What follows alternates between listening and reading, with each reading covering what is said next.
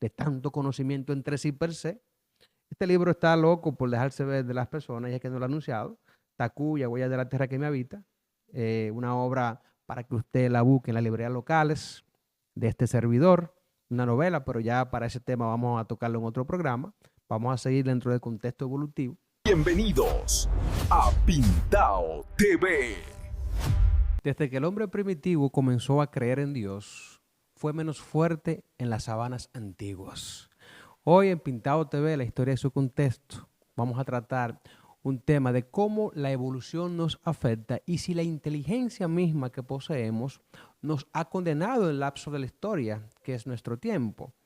Cuando miramos la historia de nosotros, de la especie Homo, de Homo sapiens, el hombre primitivo, el hombre moderno, nosotros pagamos con creces el hecho de que unas jodidas neuronas interconectadas entre sí, que son miles de millones, comenzaran a pensar y se creara lo que llamamos ficción. Esta ficción que se genera particularmente en la revolución cognitiva, que según Yuval Noah Harari, en su libro Sapiens, comienza hace aproximadamente 70.000 años. O sea, justamente en esta etapa de la vida o de la historia humana es cuando el hombre comienza a desarrollar una imaginación nunca antes vista. Le permite proyectar ideas en paredes a través de pinturas rupestres, pero todo esto vino en base a un desarrollo cerebral. Cuando miramos el hombre primitivo en los primeros pasos, el hombre y la mujer de hace 2.5 millones de años apenas tenía un cerebro que oscilaba entre unos 600 centímetros. Ahora, cuando miramos el cerebro actual del ser humano moderno, del Homo sapiens moderno, oscila en aproximadamente 1.200 a 1.400 centímetros cúbicos, lo que sugiere de que hubo un agrandamiento extraordinario y un cerebro más grande conlleva un gasto de energía colosal. De hecho, el hombre primitivo pagó con creces el hecho de poder tener un cerebro que pensara más que otros animales. Porque el cerebro, aparte de representar el 2 a 3% del peso corporal, también consume el 25% de nuestra energía. O sea, es demasiada energía, el 25%. Y si ahí le sumamos de que cuando el hombre primitivo descubre el fuego, que es un elemento que está directamente atado a nuestros cambios estructurales y biológicos, porque a partir de que se descubre el fuego, el hombre primitivo comienza a consumir patatas, bayas, domestica el trigo, lo consume, otros tipos de cereales. Entonces, a lo largo del tiempo que fue la evolución, entonces comenzó el cuerpo a presentar ciertas modificaciones biológicas, como por ejemplo el tracto digestivo comenzó a empequeñecerse, perdón. O sea, nosotros teníamos un intestino mucho más grande.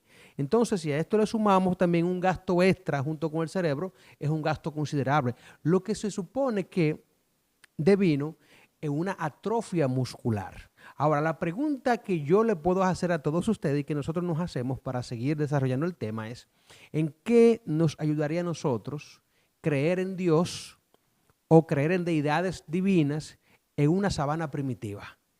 Eso no ayuda para nada en la supervivencia de la especie. Entonces, en ese justo momento es cuando Homo sapiens, como la especie más sabia, como lo dice su nombre, comienza y domestica el perro. Y el perro es su eterno acompañante, que de hecho muchos historiadores y arqueólogos nos dicen de que Homo sapiens, ligado a una colaboración estrecha con los antiguos lobos, que luego devinieron en perros, en un proceso evolutivo, colaboraron conjuntamente con el clima para que el neandertal, el hombre de Neandertal, desapareciera. El hombre que aparece en el Valle del Neandel, que se extinguió hace aproximadamente unos 30.000 años. Pero el concepto de la historia evolutiva y de la especie Homo es bien variante y es bien variable.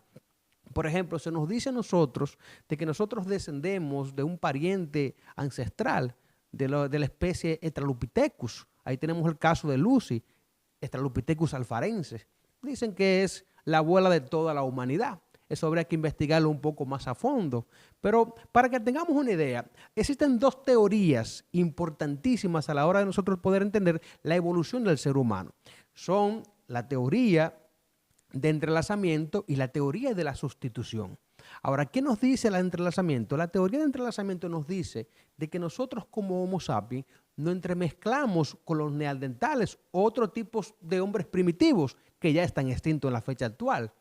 Entonces, la otra de sustitución nos dice de que las otras especies de la especie Homo, especialmente, desaparecieron a lo largo del tiempo.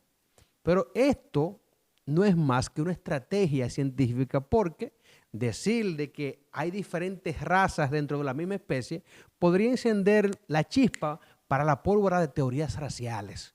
Y el mundo actual no está predispuesto a que sigan sucediendo este tipo de cosas que han sido un problema a lo largo de la historia o que fueron un problema en el pasado.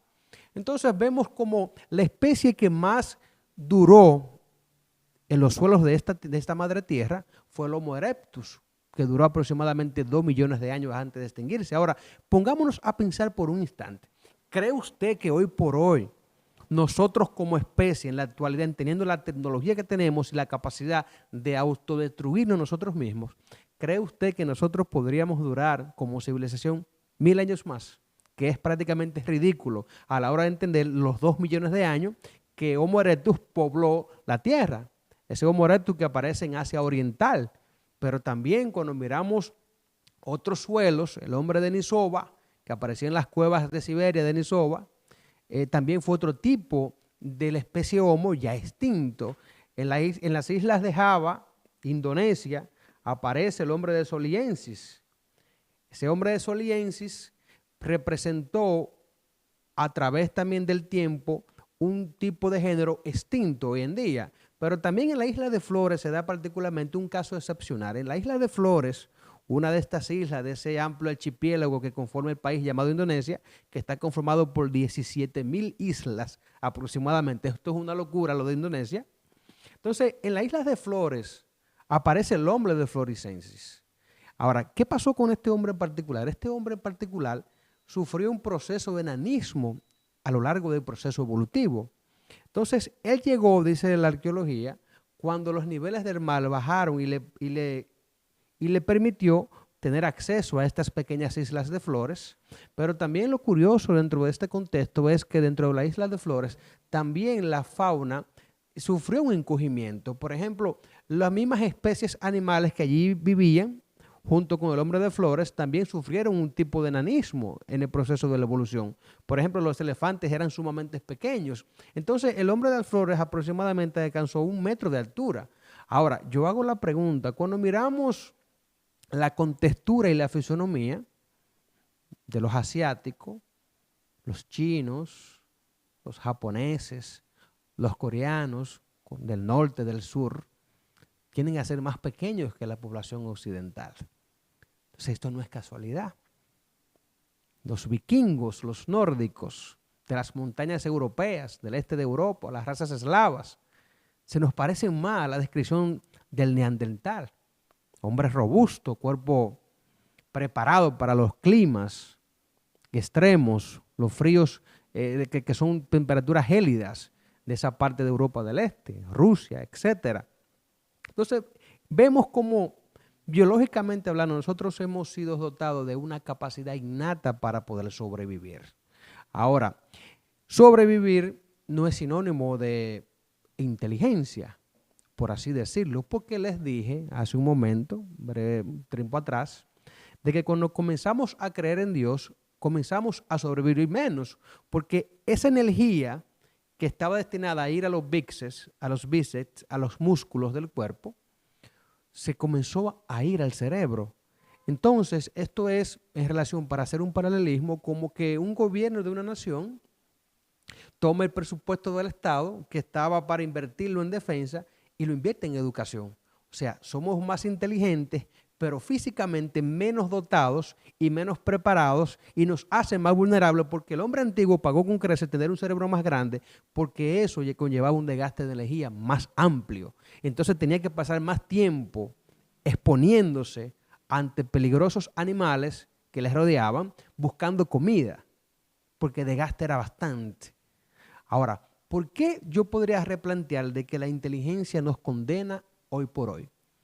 A lo largo de este proceso, luego de la revolución cognitiva, comenzamos a creer en Dios, comenzaron a establecerse esos patrones intrínsecos de redes interconectadas, patrones intrincados que conforman los diferentes tipos de culturas que nacen a raíz de las necesidades y los pueblos. Ahí se crean las religiones, se crean los sistemas políticos.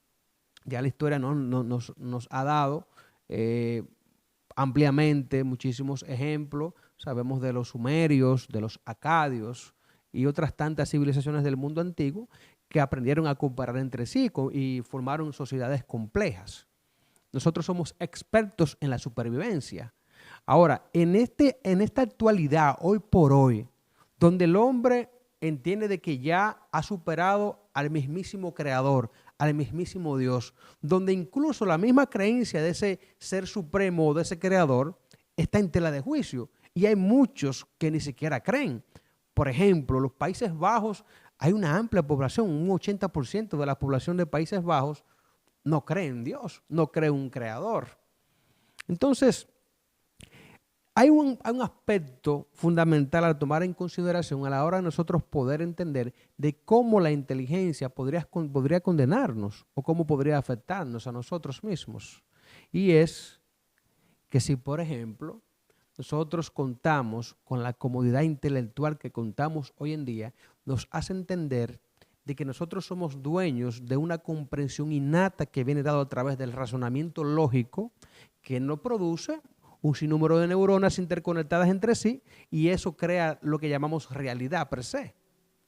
Ahora, pero ¿es la realidad tan real que nos hace entender de que es la única realidad inmanente?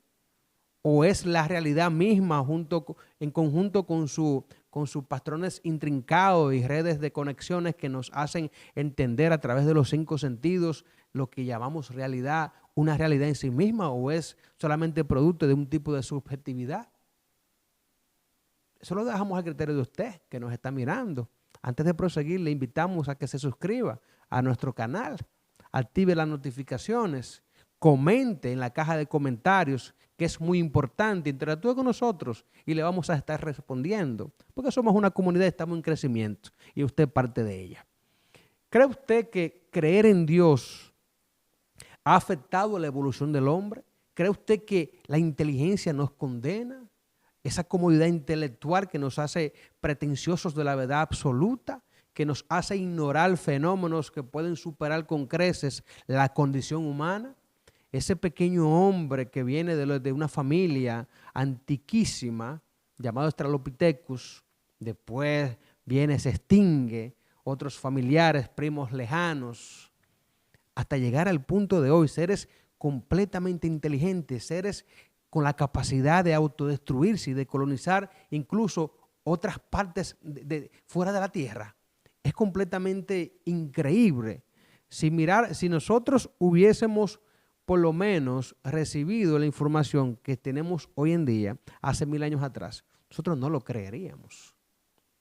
Pero sin embargo, debemos admitir de que es así, de que la evolución es un proceso continuo y de que no se detiene. Ahora, ¿hacia dónde nos va a llevar nosotros nuestro propio cerebro? ¿Será que la inteligencia al final del día nos va a condenar porque nos va a llevar a un proceso de autodestrucción y podría aniquilarse la propia especie de tanto conocimiento entre sí per se?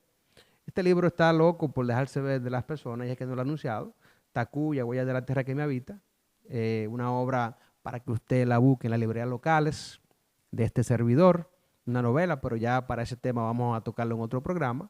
Vamos a seguir dentro del contexto evolutivo para darle una finalidad a este programa, porque lo importante es que usted interactúe con nosotros. Teorías raciales al doquier, el proceso evolutivo, la selección específica de las especies que mejor se adaptaron a su entorno para seguir subsistiendo y sobrevivir hasta la actualidad, es un fenómeno complejísimo y es todavía de estudio entre los grandes arqueólogos, los grandes antropólogos, y hay un sinnúmero de teorías y no se termina de seguir aprendiendo todo esto.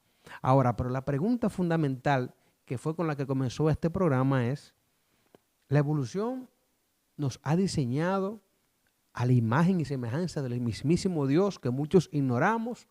¿O es en última instancia esa inteligencia de la que usted se siente orgulloso los que nos va a condenar, quizás por no creer, o nos va a llevar a la autodestrucción? Reflexiónelo y coméntelo con nosotros en la caja de comentarios. No se deje condenar por su inteligencia. Muchas veces vemos las cosas que son blancas, pero la pregunta sería, ¿qué es blanco?